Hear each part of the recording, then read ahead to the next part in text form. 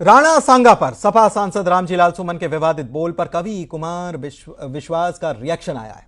कुमार विश्वास ने कविता के जरिए ही रामजीलाल सुमन और उनका समर्थन करने वालों पर निशाना साधा है।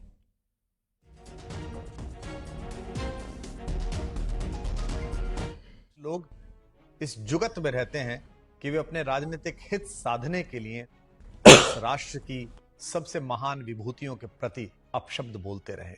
राजनीति अपना कर्तव्य समझे, लेकिन युग के कवि का कर्तव्य है कि वो उस पर टिप्पणी करे।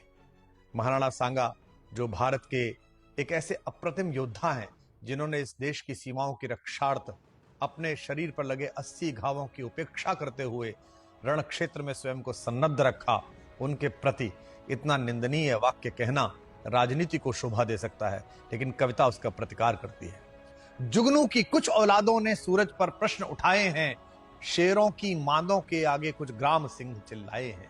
मेवाड़ वंश कुल कीर्ति कोश जिनके होने से दीपित है, उन राणा सांगा के घावों पर कुछ भुनगे मंडराए हैं। उनसे कह दो अब देश शौर्य की मुट्ठी खूब तानता है, उनसे कह दो यह देश महाराणा की ज्योति जानता है।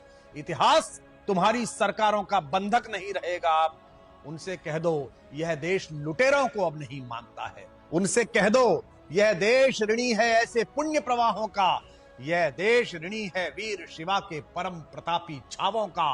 उनसे कह दो वे राजनीति का गुणाभाग घर पर रखें, यह देश ऋणी है महाराणा सांगा के 80 घावों का।